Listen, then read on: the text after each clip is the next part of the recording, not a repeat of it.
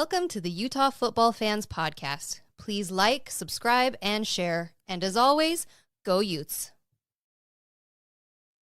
Hello again, Utah fans. We're back for another episode of the Utah Football Fans Podcast, and we are live on YouTube. We haven't been live in a while, so it feels good to be back live. James is back again.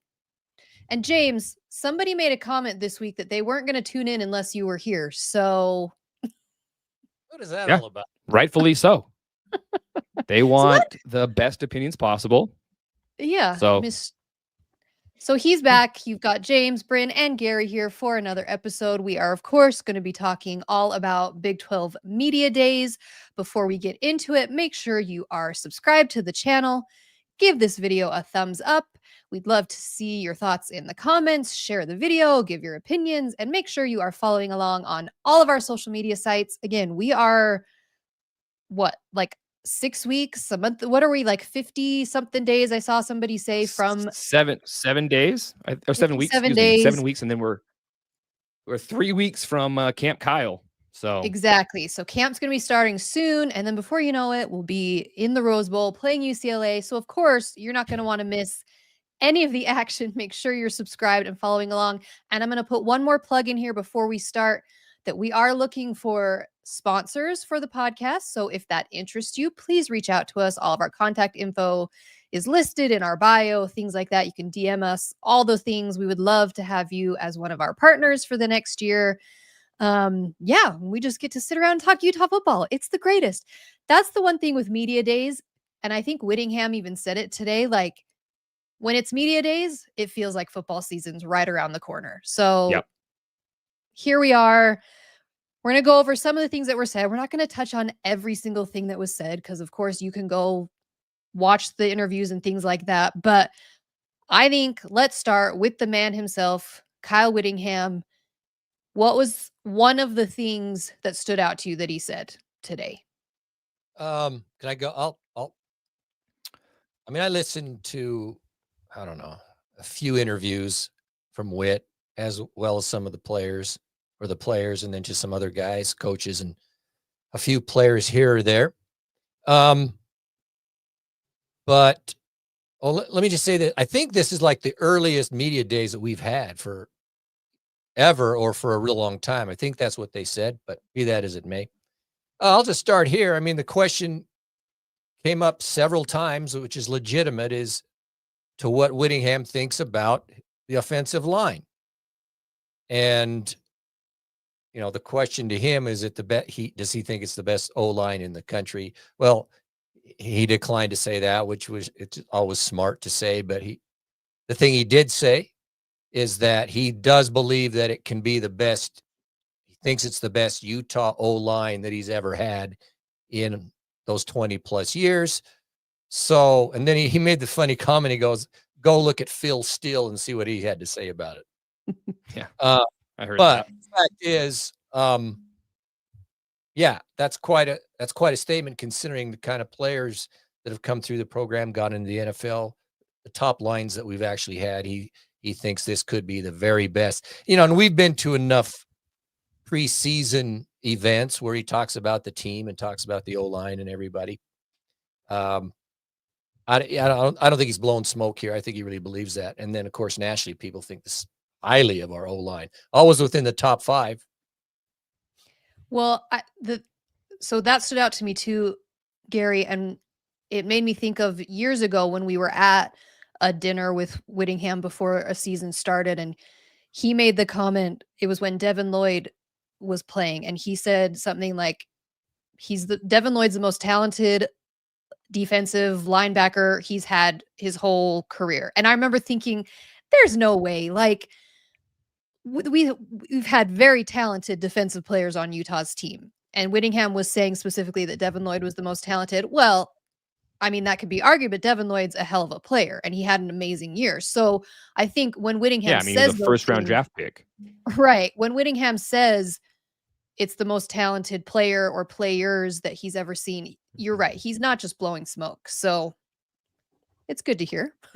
Yeah, it is. It's exciting. It all starts there. We all know it. for me, there were kind of two things that stood out. One, O-line, same exact thing. That's the answer I was going to give, is how high he is on the O-line. The other thing is he has, and I'm not surprised by it, but his level of praise for Dampier already. Yeah. What he said was just what a leader this kid is, right? Like, he has come in, he's been in the program for all of 5 months. And he's already one of the most vocal leaders on the team. I think that's a really good sign. And then the other thing that he said was that he is going to give Coach Beck the reins when it comes to the offense. I'll believe it when I see it. I'm a little bullish on that. I'm a little kind of like, let's see. I don't know. But according to what Whittingham said today, is that he is giving the reins over to Beck, and he's going to say, all right, it's your offense, and off you go. And I think that's the right way to go about it, right? Like, we've all seen Whitball. We've all seen, I don't know. We've all seen the way he kind of runs things. But this is a whole different offense, whole different offensive scheme, whole different game plan. And hopefully he can allow that to happen, where he says, hey, this is your offense. Go run it how you want. And I think that's really exciting if that can be actually how it goes. Well, yeah, I'll start with Dampier too. I thought, and I listened to him a few times, his comments, and I was really impressed with him. I'm excited to see him on the field. Very mature young man. He's loving it here. Oh, his interviews were awesome. Yeah, they were awesome. So I'm excited all about that. In regards to Coach Beck, I actually believe Coach Witt's good. I don't think he's just throwing those things out there. It's a completely new offense. He's giving him the autonomy. He says it's going to be like the New Mexico offense, but he's innovative. He's creative. Mm-hmm. There's going to be some new twists to it. He emphasized on a couple of occasions the ability for Coach Beck to take the talent he has and basically cater the offense to the skills and talent of the players, versus trying to force the player to do things that they can't do. He will maximize the talent. That's how I took it, and put them in the best place for them to succeed. But I like the idea for the innovation, the creativity. And as you said, James, it's a new offense, but we've been a pretty sterile offense. It's been one way for years, not a lot of creativity. I mean, to be honest, it is what we had, an identity, and this is what we did, and that's cool. We had some good success with it. I think this is going to be different. So yeah, I'm excited about that. I think it's going to succeed. One of the things that I really liked hearing from Dampier in his interview, and then in something else I read, and it's hard to keep track of like where I read it or where and I heard them talk about it, but he has talked multiple times about how much he loves the culture of Utah football. And I mean, that's been something Whittingham has been pounding on for 20 years as the head coach. And it's something that we as fans, especially those of us who are longtime fans, have really come to appreciate with Utah football.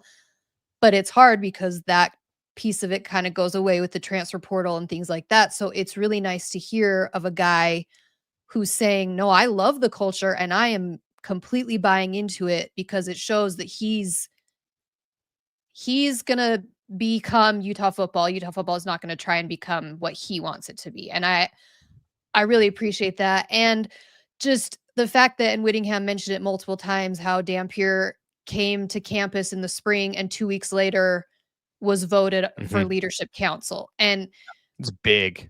That's huge. I mean, other players, they're the ones that made the decision. Yeah.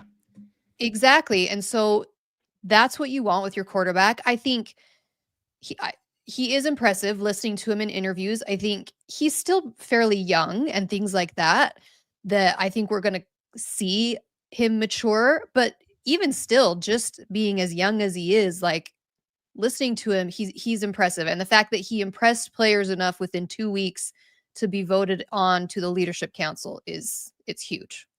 Yeah. Yes, I agree. And that's what you. Yeah, sorry, James, but no, I was just going to say, like, that's what you need out of your quarterback position. right? Like that's what we saw. But look at the great quarterbacks on any team, NFL, college, high school. Their leader is the quarterback. Like that's where the entire team gets its identity from, is that quarterback, right? Like as much as I hated Tom Brady for the majority of his career. Look at how he led, right? Like look at how he was in the huddle on the sideline. Like he was the identity of that team.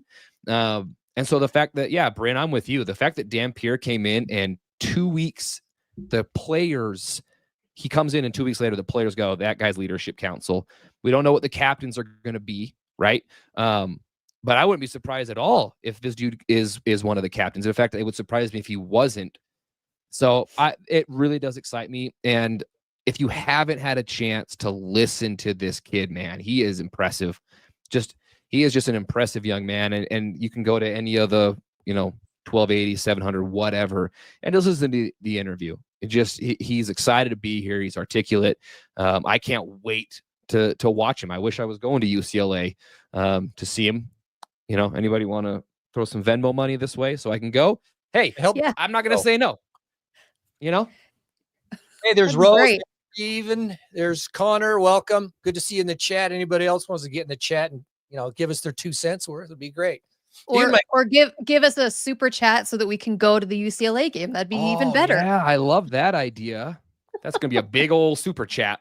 Yeah, exactly. Steven, come on. You've got the big bucks. Let's get that super chat. I forgot what I was gonna say. It was very, very important. Oh yeah, what I was gonna say. I'm expecting some of my Cougar Board homies. They love you, dude. To come on, come on, guy. You chicken, help us out, Cougar Board. You love us. Oh, they have feelings about us. I don't know about love being the feeling, but they certainly have. They watch, Bryn. They watch the amount of times that they're pulling up references from 4 years ago, just going, like it's obvious you guys watch. Thank you. Just a day or so ago referenced the Dick Award. I don't know what you're talking about. I might just send it to him. Continue with the offense. Whit said it, of course, talking about the wide receivers. And he emphasized in one of the interviews is that he doesn't look at the wide receiver core as a weakness. He just says we don't know the pecking order of the wide receivers yet. Hey, Rose, I can go, baby. No, she's not giving any of it to you. Read it. I'm going to steal it. No. Rose. Thank you, Rose. That'll buy us like a hot dog at the Rose Bowl, maybe. No, maybe one of the ones like in the parking lot as you're leaving the Rose Bowl. But thank you. That's fantastic. On a side note, have you ever had one of those post-game parking lot hot dogs, like outside of the Delta Center after the hockey? Not a chance, baby. I'm telling you right now, the best hot dog you'll ever have in your life. Right? Maverick? Yeah. Oh, yes. Not even Gary. They put the grilled onions on there. It is just, it's perfection. They always have them outside the Real games. And my son every time is like, can we get one? Can we get one? They smell so good. They're amazing. Do it. I'll buy it for you. And then I'll buy you the Pepto to go along with it. Yeah, exactly. Pepto Chase. Okay. Go back to wide receivers. Yeah, I'm just saying that's what he said. And I noticed that, I think is it Tia? He was, I think, in the wide receiver room, but they've now moved him in as a tight end, not your typical big blocking tight end, but as a tight end H-back. So Beck just thinks he fills a need. So it's exciting to see those kinds of things. And he's a big kid, put on some weight. So, but it doesn't concern you that we don't have a number one wide receiver pegged yet? Well, it concerns me. I wish. I think it would be, absolutely be best if you already knew who these guys were, but just listening to them. I mean, who knows? We're going to find out. one of the interviews, Whit was trying emphasize, it's not like they're not good. We just don't know which guys are going to be at the top. Who's the 1, Right. 2, 3 rely on. So I'm going to go with that. Yeah. I think they're going to end up being fine. Let me throw Well, this. Did you I hope. hear? I was listening to Whit. And it was Whit who said that Lander Barton and Smith Snowden are going to get offensive plays this year. Yeah. That's the creativity we're talking about. I'm very confused by that, though. I mean, not going to go playing both ways. I heard him Let's do it. Hey, you can win a Heisman that way. I think it's great. They're talented. They're athletes, dude. I mean, that's cool. I mean, Smith Snowden makes sense, right? He's an athlete. He's a corner. Yeah. That makes sense. The Barton one is the one that kind of confuses me because I kind of go like, in what capacity is he going to be a fullback? You got him back there like tight end. You got him like Chris Fuamatu Malafala back there, just running people over. Like, who knows? But I'm with you. I think it's awesome that they're looking outside of the box and finding talent and seeing, okay, how can we use these guys? And I think that's fantastic. So here's the thing. You're right, Rose. Cade came to us from San Diego College. I don't even, what was it? San Diego something. I don't remember. People didn't know who he was. And now he's in the NFL. So you're right. And that's Whit is great at that sort of a thing. So I'm excited about it.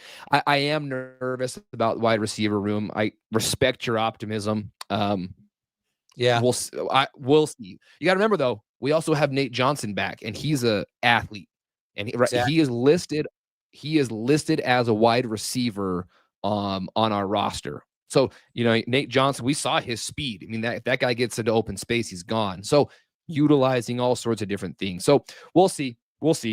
Here's the thing though. It does concern me a little that the wide receiver seems to be so unknown still, as well as the running back room is still so unknown to us. And Whittingham mentioned it, and I get it because they're all brand new, so we just don't know anything about them. But so those two things combined, it's like, well, yeah, it's amazing that Dampier I've got full confidence in, but who's he going to throw to and who's he going to hand it off to? We just don't know.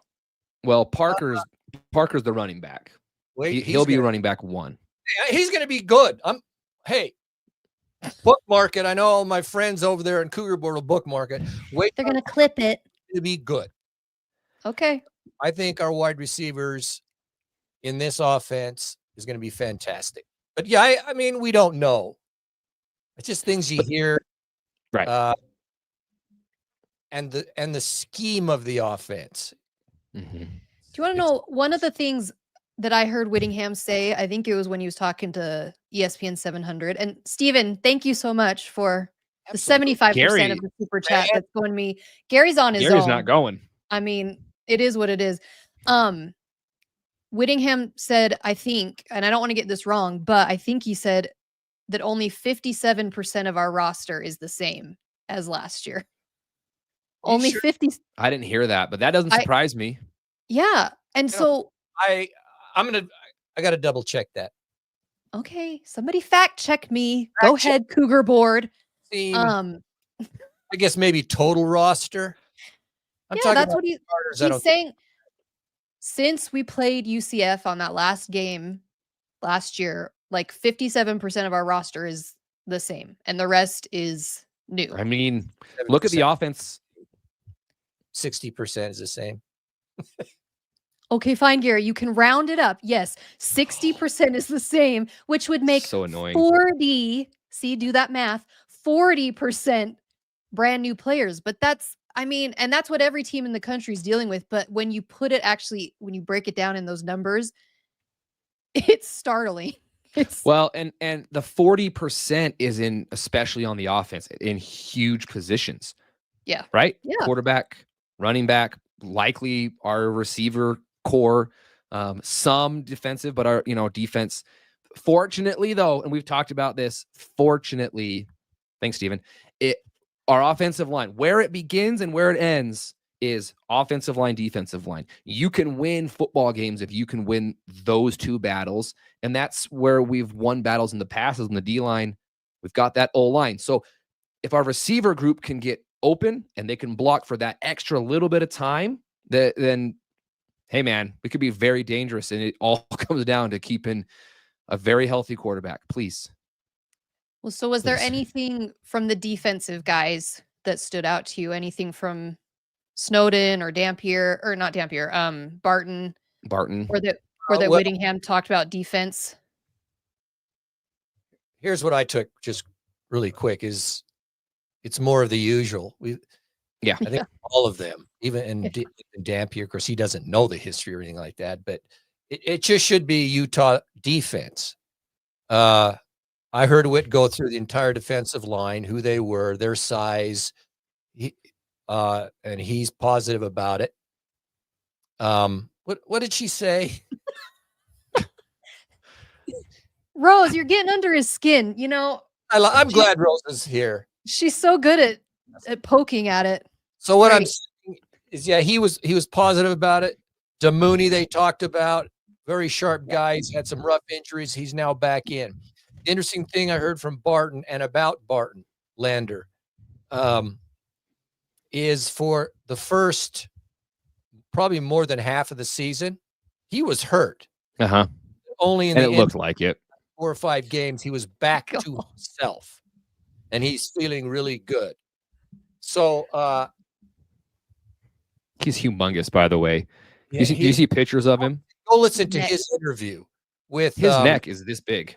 I think it was with Checkets and whoever the other was. It Sean O'Connell. Yeah. One of the two interviews for quite lengthy time. He is one sharp young man, I got to just say.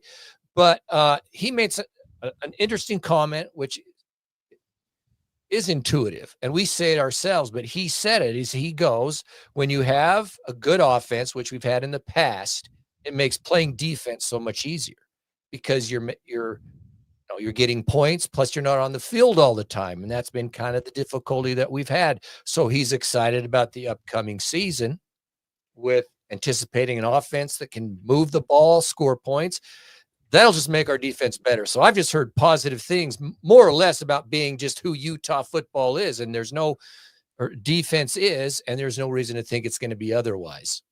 That's what Well, that's what's kind of funny is I feel like in media days, and I'm guilty of this too, is I've almost like just kind of brushed past the defense because I'm just expecting it to be Utah defense. And I don't think that I have any reason not to expect that because we do have so many guys coming back and very, very talented guys. Hopefully they stay healthy and things like that. But it's kind of just like, oh yeah, it's going to be the same. I'm not even paying that much attention to it. Yeah. I think Like we just expect it. Yeah. legit. I think we're going to be good there. There's no reason to think otherwise with players. Now, I don't want to go deep down this rat hole. But I'm going to make a comment here. Oh boy. Listening to Whit, and there was a question by, I think it's the Daily Universe reporter, isn't that BYU's paper? Yeah. I don't know. I don't know if he's trolling it or not, but he asked him about Tanuvasa and the situation. I don't know if you saw this, and then Whittingham simply said, and I'm paraphrasing, it's not exactly perfect, but he simply said, "Oh, careful! You got to make it exactly perfect, Gary." You can go look it up. He said an old coach once told him, "You don't win games with old players. You only win games with the players that you have right now." And he said, "That's all I'm going to say, basically." And he moved on. That's all you can say. All I'm going to say. I know there's a lot of stuff floating out there, and I've seen his interviews. I've seen the quotes, blah, blah, blah, blah, blah. I'm not interested in it. He's there. We got our guys, and I'm moving on. Just like I thought it was classic. I thought it was classy too. Careful, Gary. If you say that you're moving on, you're going to offend people. Yeah. And then if you say that you're annoyed with the interview, you're going to offend people. And if you have an opinion about the interview, you're going to offend people. So Just be aware is all I'm saying. Yep. One thing I was impressed by with Whittingham, I heard the same interview you heard, I think ESPN 700, where he was going through our defensive line, and pronouncing all the Polynesian and Tongan and Pacific Islander names. That alone was amazing. He just went down the list. And I'm sitting here going, you could give me 20 minutes and I couldn't remember how to pronounce one of these guys' names. So that alone was amazing. So one of the interviews I heard with Whittingham, I think it was with like the Big 12 guys, they were asking him about Utah's legacy and the culture of the team. And one of the things he said is the Polynesian player has been such a huge part of Utah football for the last 20 plus years. And he said, we used to have to go to Hawaii to recruit them and all, but now there's a very large Polynesian community here in Utah. And I mean, they're a massive part of the Utah football family. But because he's always been that way, he can just rattle off their names so perfectly, and it is impressive. Chat's the best. Rose. Thanks, chat. Makes me laugh. Not gonna lie. The Daily Universe. It's a terrible name publication, by the way. That's their newspaper. Did you see or hear just quickly where Fano said that his plan is to go to the NFL next year? I'm not surprised. I would too. I'm not surprised, but he actually said it's not like a guesswork or stuff like that. He said it in an interview when I was listening to him. He's just getting ahead of it. I mean, 2 games into the year, he's going to be a projected number 1. So let's just get ahead of it, get it out of the way, and then, probably not to enjoy it. Yeah, I mean, that's, enjoy it. Well, that's what I want to see.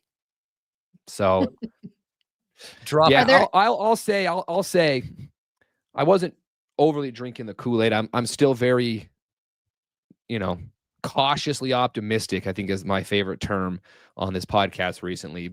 The last 2 years have scarred me pretty good. But it's really interesting listening to media, to media day. I listened to some of our guys' interviews from other states, other networks, from Texas, and I think I listened to a Kansas State one. Just listening to our guys. And it's not just they're not just saying these things. Like they're truly believing it. Like Utah's not going to stay down. You don't keep Utah down. And with what they've got coming back, other places are on notice, and they know it. And so I'm starting to get really excited. And I listened to interviews with other teams. I mean, there was other teams there that you're like, they're just not. They're a bottom 3rd team. You can just tell. I think this is a really big. You just can. Like, it's unfortunate, but there are just teams that you're just kind of, and I could be wrong. I mean, Arizona State was picked to be last place last year, win the conference. So I'm starting to get excited. Like I said earlier on, camp is 3 weeks away. And before you know it, I'm predicting an undefeated season, and I look like a moron 8 weeks later, but I don't even care. Like, yeah, exactly. Football season's here. I'm a fan, baby. For yourself. Who cares? You come to the Utah Football Fans podcast and you go, oh, look at these idiots. They love their team. Yeah. Flush. What's up, buddy? Yeah, that's what I was going to ask you. Do you guys listen to any other teams' players? I don't. I really don't. For a bit. You listen to a little bit. Some I listened longer than others. Some I started listening to from, who you may think I listened to. I could only handle so long, and then I moved on to some other guys. There was a couple of coaches I listened to. And then the one that I think I'd mentioned this to you, Gary. The one guy that I heard yesterday on 1280 was Jordan Tyson out of Arizona State, their wide receiver. That guy, man, I would love for him to come to Utah. He is just an unbelievable guy, crazy talented. I mean, he made probably the best wide receiver in the conference, if I'm being honest.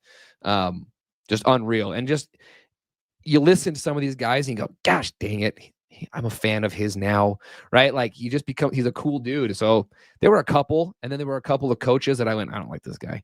So it's just, I enjoyed it, man. I'm pumped. I can't wait.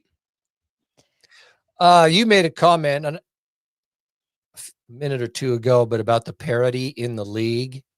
I think that is those very true in the league. Maybe more so than the other leagues and what I mean by that is that I honestly think 9 or 10 of the teams can legitimately win it all. As you said last year, who would have thought ASU was going to win it all? Nobody. And they did. But you look at all the teams, I don't think the gaps between so many of these teams is that great. And that so on any legitimately can win and lose. So it's going to be really interesting as this plays out. I heard one coach, I can't remember who it was. Was it Rich Rod? By the way, having Rich Rod back in the league is going to be so entertaining. West Virginia. I love it, man, dude. that's unbelievable Rich to watch Rod. burst out. But I think the parity makes this league unique because it goes deep into the league. I mean, who knows about the teams that are so-called bottom feeders? I'm just saying it's going to be fun, and you got to be ready to play every week. There's not like, this should be an easy game and this should not. I don't think it's going to be that way. I think the parity is one of the strengths, so we can't eat ourselves in that regard. You know how that goes. Well, and you got a guy like Scott Frost coming back to UCF, and UCF was terrible last year, but he's coming back there where he had tremendous success. So who knows if they're going to turn around, how long? I mean, who knows? The other thing that I really have taken away is last year, the Big 12 was a running back league. That's where it kind of started and finished. There was, I mean, obviously you had Shedeur Sanders and you had, Levitt, but he wasn't where he is now. And you had some guys this year. I think it's a quarterback league. I think there are guys, both guys like Levitt, who really established himself last year. Daniels over at Kansas started to turn it on. Baylor's quarterback, Dampier. I think that this is really going to turn into a quarterback-driven league. So it's going to be a different Big 12 than it was last year. And I'm with you, man. I think that the parity in this league is going to be fascinating because you just don't know on a week-to-week basis. I can look at right now, and people are predicting Baylor to be one of the top 3 teams, but they also could end in the 12th spot, and it would not surprise me at all. And I could say that about a lot of different teams. I mean, we talked about Texas Tech last time. Who knows? They spent an astronomical amount of money. Is it gonna translate, or are they going to be Texas A&M and finish 500? It could be anywhere in between there. So it's exciting. You kind of have to tune in every single week to see what this conference is doing. And I think that's great. It's not, in my opinion, it's not the best conference by any stretch, but I think it could be the most entertaining top to bottom. Well, and we know, so they got rid of some people by saying that it's not the best. Yeah, exactly. They got rid of the preseason media poll, which is fine. But of course, you've got media guys who are still doing their polls. And I think it was like CBS Sports had 4 or 5 of their guys put together a poll. They were all so wildly different. Yeah. And this is going to what you're saying, James, is like, it's not the Big 10 where everyone's ranking the teams in the exact same order and you can basically just list it off without even thinking about it. Like every person who's put a list together, they're not even close to being the same. Like one guy had Utah 3rd, one guy had Utah like 11th, one guy had Utah 7th. Like and every single one of them had a different number 1 team. So it is interesting, but was there anything that Yormark in his comments, I listened to some of it, but to be honest, I don't know. So a lot of it is just kind of fluff and whatnot. But something though, before we get to Yormark, well, he brought it up, but which I find kind of fun. We had the partnership with WWE last year, but they've ramped it up this year. They're having WWE events prior to football games. And on Friday, I saw that. So on Friday night of Halloween weekend here in Salt Lake, they're doing a WWE event. Friday night, our game is on Saturday against Cincinnati. And they're going to do that across the league. I think that's going to be so. I think know, it's great for the league. Anything that brings eyeballs, dude. That's what they're doing, and it's good for both enterprises. I think it's great. It's going to be fun. That's funny. I mean, I'm not a I'm not a WWE WWE guy. person, but sure. Steven, you are though, buddy. Aren't you? You're a WWE guy. Maybe I'm wrong. Well, But yeah, I think it's great. WWE is massive, by the way. Yeah. It has a huge following. So yeah, anything that can bring eyeballs to the league and bring some notoriety, and maybe, you know, they hype up the Utah Cincinnati game and it gets people to, you know, watch the game. Great. I got no problem with it. Let me ask you this before we go to Yormark. There's just a couple other comments from some of the guys. I want to get your thought on it. Maybe the chat will throw their stuff out there. But in Lander Barton's interview, he brought up Cam Rising, and I mean, he's good friends with Cam, and he just felt like Cam got such a bad rap, such unfair treatment last year, that people said stuff about him. The reasons he didn't want to play, and he just said, man, he wanted to play. The guy was hurt, and I was not one of those guys that had some stupid conspiracy theory or some, dumb stuff. He was just, wanted to get his bag and came back, all that stuff. I just like the fact that Leonard Barton repped his guy and just stated again he wanted to play, and unfortunately, the injuries got to him. Barton also said that there's a great feeling in the building. Obviously, last year, losing teams, things can happen, and we've heard stuff. But he says right now, you hope all teams are this way, but you never know. But he does feel like there's this positive energy stuff going on in the building. Here's something else he said. He was asked directly by one of the guys, I don't know if it was Checketts or the other dude, but does he feel like passion for the game itself has diminished? Meaning with the portal, NIL, money involved. It's an interesting question. You ask a player. They actually talked about that quite a while and some stuff, but Lander said, yeah, he feels like since he started that a bit of the passion has diminished in some because of the money. It's like semi-pro. They're in it for their money. So this passion for your team and all this other stuff that we all talk about, even he has sensed it. And that's kind of a sad thing. One of the downsides of it. And then just finally, I'll say this, that he puts his phone away during the season. He hardly looks at it much in social media and stuff like that.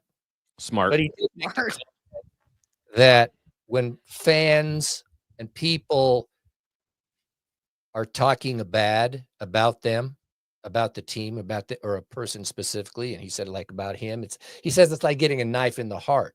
And I get it. I mean, we are fans, so we're going to be what we do. I mean, whatever. But I think sometimes we forget that these are just young men playing this game. And some of this, I mean, I think we can be critical and things, but I do believe that sometimes we go over the edge on what we say. And these are just normal guys playing a game for our team. And sometimes we say stuff that is really hurtful. Take that for what it's worth. It's interesting him saying it, though. It wasn't me saying it. Yeah, clip that. I don't know. It is true. We've all been guilty of that. That's for sure. I guess just quickly, I don't really care too much about Yormark stuff. I mean, obviously the big headline from him was him doubling down on the playoff structure that he likes the 5 and 11, and it was interesting the way he said it. I mean, he said that I'm doubling down on this and this is what's best for us right now. But he even said something like, it may not be, how did he say it? And again, I don't want to misquote it. But I'll help you. Okay, go ahead. Okay. Originally said, I'm doubling down on all that stuff.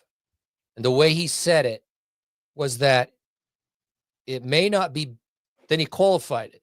I think shortly after, he said the 511 model versus the AQ models. he said that it may not be best for the Big 12 right now, but going forward, it will be. Okay, so I'm trying to get on to understand How? that. Like Maybe I'm how?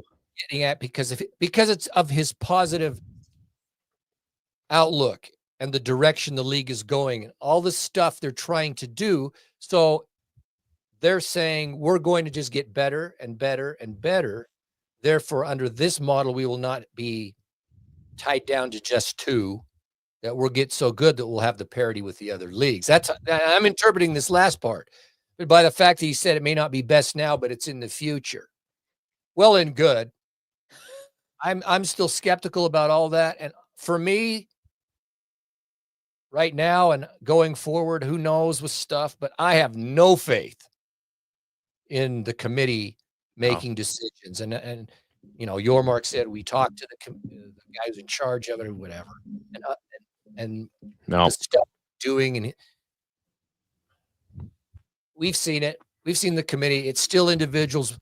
They can look at the data. They're the still ones voting. And I put this on as a tweet. I'll shut up.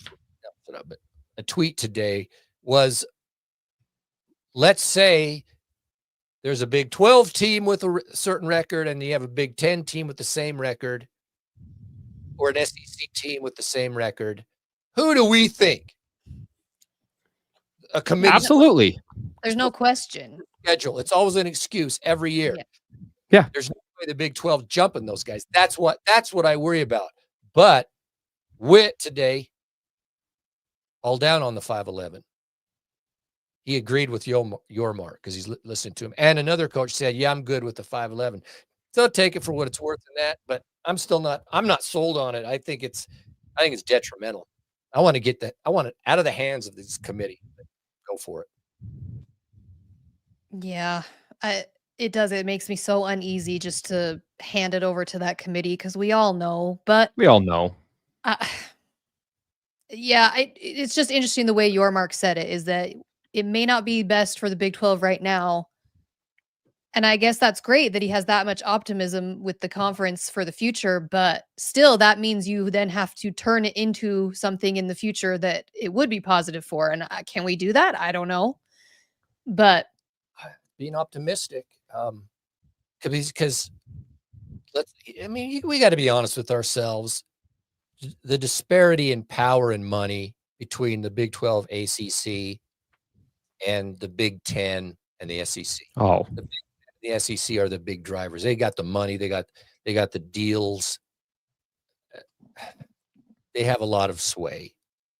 And so when I hear the SEC, I know that Petiti with the Big 10 wants the 16 team, the automatic qualifier model. The SEC wants the 511 model that Yormark wants. When I hear the SEC say it, and I hear him talking about strength of schedule issues and stuff like that, I kind of see where he's going with it. And they think they're just better than the Big 12, and maybe they are. I don't know, but you can see where this leads to, and that worries me when you put it in the hands of guys. So I don't know. It's complicated, but that's where I'm at. well, I mean, yeah, not much more to say with media days. What did you think about it being in Cowboys Stadium? And have any of you watched the Dallas Cowboys cheerleader show on Netflix? I mean, no, I've got to do that. that's right up your alley, both of you. The It's right up cheerleaders were Gary's there. alley for sure. What are you I mean, What do you mean? What am I talking about? We both know what I'm talking about. yeah, the Dallas Cowboys cheerleaders. I mean, they're icons. They were there. They had a few cheerleaders there to. I heard they got a welcome- pay raise, Bryn. Is that true? They did get a pay raise. Well-deserved Good for pay. them. It was like a 400% increase. Nobody beats the Raiderettes. I'm just telling you. It's the No, Raiderettes, baby, and them white boots they wear. the Dallas Cowboys there was cheerleaders a wear Netflix white show boots. for the Raiderettes. Gary They would all watch wear that. white boots. Yeah, do a show with the Raiderettes. Well, Ridiculous. I want to see the Cowboys. DCC. I mean, it's quite entertaining there on Netflix if you haven't checked it out. All right, Yeah. I don't. Have you watched any of the from both days. They get 8 coaches, and they're not on a round table, but they have all the coaches out. It's like a round table. And then the host guy, I think he's ESPN dude, he asks questions to the I coaches. listened to some of it. I liked it. They're only like 15 or 16 minutes a piece. But the main questions, see, this part I did find interesting, was on both days, the main thing they talked about was the climate of college football right now, meaning portal, revenue share, and NIL. They varied a little bit, collective bargaining, but what they said are the very things that we've said among ourselves, what we want to be done. It was just good to hear the coaches say the same thing. I mean, some guys were really open about it. Go listen to Deion Sanders today. He was Deion great. was great. He was great. I listened to it. I mean, he said there should be a cap, that it should be equal. I mean, this is what he said, more or less, but there should be a cap, the equality. People have the same amount of money, and he's including NIL in this, not just the revenue share of the 22 million or whatever it is, but whatever money goes out, everyone should have the same amount, because what he's saying, he says, look at it. The teams that are going to be in the top teams almost from year to year, as you look at it, it's going to be the people who can spend the most money. And he goes, that's not fair in it. So that was from his angle. It was just good to hear the coaches. Go listen to it. One thing, and I didn't think it was that big of a deal. In the first night, Coach McGuire, is he Texas Tech? I think it is. I'm not sure. 12 years old. Texas Tech coach, he talked about, they were talking about this subject, and he mentioned collective bargaining. And then it was Coach Sataki Kalani, which I actually liked the stuff he was talking about. I like Coach Sataki most of the time. But he emphasized still the student athlete is an amateur, and we have to help them as an amateur. And I'm listening to it after listening to all these guys. I'm just saying, I like the theory of it. I wish that was the case. And in my view, that ship has sailed. We still call them amateurs, but they're being paid that the amateur status. I mean, did you hear Witt today in an interview say that he thinks he sees the future coming? I think he said soon, but that students will be getting paid. They wouldn't even have to go to school if they didn't want to, because they'd be making money. Semi-pro ball. They don't anyway. A bunch of them don't anyway. You're telling, listen, if someone came to me and said, we will pay you $3 million, $4 million, whatever it is, I'm not going to class. What am I going to class for? There's no way. I'm 18 years old with $4 million. I didn't go to class anyway, and I was broke. So there's no way. And I'm with you, Gary. There's at least the facade of you're a college student at this point. They're not going to class. Whittingham's point was that it could at some point be where you don't even have to be enrolled in the school, but you're just playing ball. But I don't know. It is frustrating when you hear all these coaches talk about it and they all don't like the way it's going, but nothing gets changed, nothing gets resolved. It just keeps going down the tracks. And I'm with you, but it's great to hear the coaches feel the same way that we feel, right? Now, they have to play within the rules as the rules are laid out. So they can hate it, but they have to live within it. So they kind of have to do both sides. And I think that, they don't want to have this, but hey, I've got to live this way. And I'm with you, Gary. I listened to Deion, and I thought it was great. I just think it's kind of funny. Like, can you imagine this version of Deion talking to 21-year-old Deion, telling him that I'm going to be advocating for players not to be making as much as is humanly possible? It just was kind of funny to me to think of that. But yeah, the NIL has gotten way out of hand. It's not anywhere where it was designed to be. It was designed to, I saw an Instagram reel from Clay Travis today talking about it. It was designed to be, hey, I've got 3 million Instagram followers. So if Gatorade wants me to do a commercial on my Instagram, they're going to pay me for that. Not pay to play, not you get $4 million in your bank account on day one. That's never what it was supposed to be. So hopefully it can get tightened back in. We have talked about NIL at nauseum, but I do have a question. I have a question for both of you. You're right. What? I couldn't hear you. The coaches say what they did. I always wondered, but they all were basically on the same page, more or less, which is something good will happen. Hopefully it doesn't take long. We're running out of time, but I want to know if you could sign an NIL deal with any company, who would you want to sign it with? And people, you can put your answer in the chat. Because there's some people that are signing deals, you got Crumble or Swig or different things like that. No. Give me like Delta or something where I get free flights for life. That's what I was going to say, James. I was literally going to say Delta. Delta, Marriott, Ford. Yep. Ford, if you're listening, I'll take a Raptor R, please. Clothing deal. With who? With what? Carhartt? Yeah, give me some Carhartt. I'd rep that. Absolutely. Oh, nothing bundt cakes. They're so good. Bryn would be 1,800 pounds and die of diabetes in 2 weeks. We're not talking about Riley. No, I want the big companies. Give me the good stuff. Yeah, the Delta. I want the Sky Miles, just the free flights for life and the hotels and I mean, if we're shooting for the stars here, I'm worth that NIL deal, I think. I think so. Of course. Okay, maybe do an Aflac commercial here and there. Shall we? I can be a better actor than Nick Saban. I mean, for heaven's sake, that guy is so bad in those commercials. His Airbnb commercials, they make me laugh. They're pretty good. Those are funny. Those are good. Before we go, I've got to ask, we've got to bring up the drum and feather as the logo of the University of Utah. We've had some posts out and they've actually got a lot of interest. 99% agree that the logo should be the drum and feather and not the interlocking U's.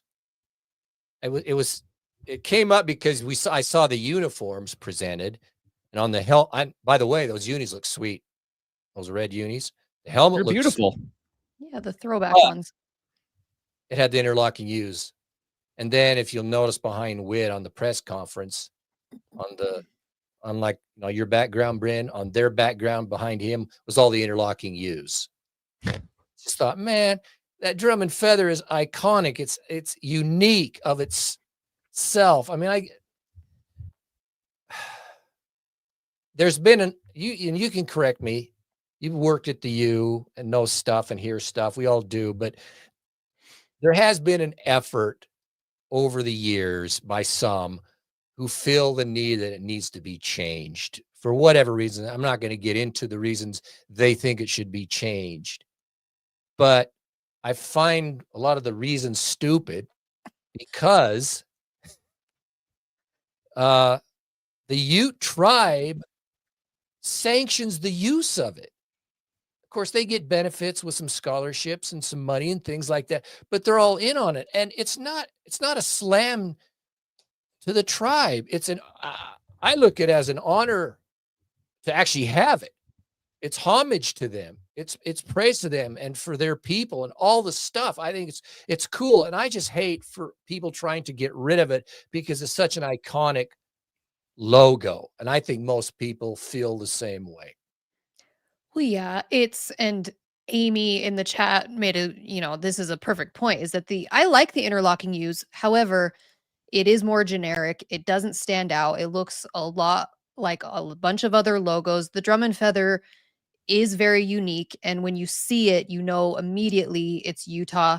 And yes, there absolutely has been a push to use it less. And it became a very strict thing that only athletics could use it. Nowhere else on campus could actually use it for anything. So it has become only an athletics logo. And even with athletics, you're seeing it go way more. And I wish we would embrace it. I wish we would. I mean, we talk about being Ute proud and we have the one game every year where we have the tribe come and we're Ute proud. I wish we would do that every single game. Maybe you can't do a halftime every single game, but I wish that we would honor the tribe every single game and actually educate fans, educate students on what it means to be Ute proud and what it means to have the tie with the tribe and all of those things. I mean, I've been saying this for years. I know. I feel like we have such a cool, it's such a cool relationship. And I don't like that we continue to like shove it into the corner. We don't want to talk about it. I wish we would embrace it more, have the drum and feather be our logo. And again, embrace the relationship with the tribe more and celebrate it. I mean, come on. It's so cool. I love when the Ute Proud game happens. I love to see the culture. I want to know more about it. Let's celebrate it. I wish we would, but I mean, we could go on for hours on that topic. Yeah. It's just no, I feel the same way. Like. And the thing is there are 2 schools in the entire country that their mascot is a Native American tribe. It's us and Florida State. That is it. Those are the only 2 schools remaining. And so, yeah, embrace it and really show the pride. I'm with you. I don't mind the interlocking U. I have a couple of shirts and a hat that have the interlocking U.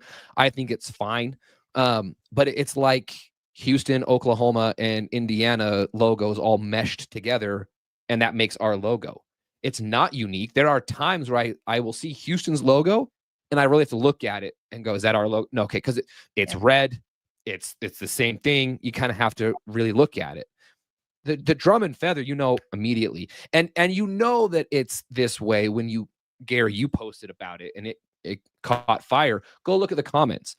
People that are not fans of our university from all over the country and even hated rivals are saying, yeah, the drum and feather needs to be it. It's a great logo. It looks great on apparel, on the side of the helmet.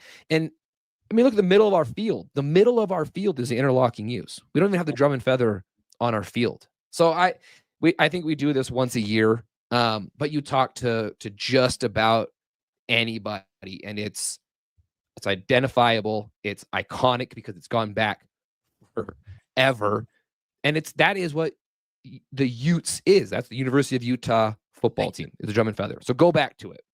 So come on, keep the pressure up. We got to keep the pressure up. I don't think it's going anywhere soon, but there's this subtle effort against it, and we need to have slowly, Gary. And all it takes, I mean, every year it's a little bit more, a little bit more, and one less game this season than last season with the drum and feather on the helmet. And it slowly, they're just trying to phase it out slowly. And so I hate that. It's a great logo. It's a great logo. Yeah. All right. Well, that's it for Media Days. One thing that I had not realized is that Iowa State and Kansas State are the teams playing in Ireland this season. Yeah. Did you guys? I hadn't realized that until Media Days. So, I mean, are Iowa State and Kansas State fans, are any of you going to that game? I always find it so strange that we play college football in Ireland, but man, that would be sweet to go see your team. Or this global push of the teams going there. I don't want to have one of our games in England or Ireland, because what are the odds I'm going to be able to go to it? So you're going to miss a whole game. I don't for it myself. And that one's a conference game. I mean, that's what's crazy too, is that 2 Big 12 opponents playing each other in Ireland. It's very strange, but I hadn't realized that was happening this year. So that's week 0, as they call it. But Mexico next year or something. Yeah. So I don't know. But again, it's coming fast. Camp starts in a few weeks and the season's going to be here. Oh, I can't wait. Go Utes, everybody.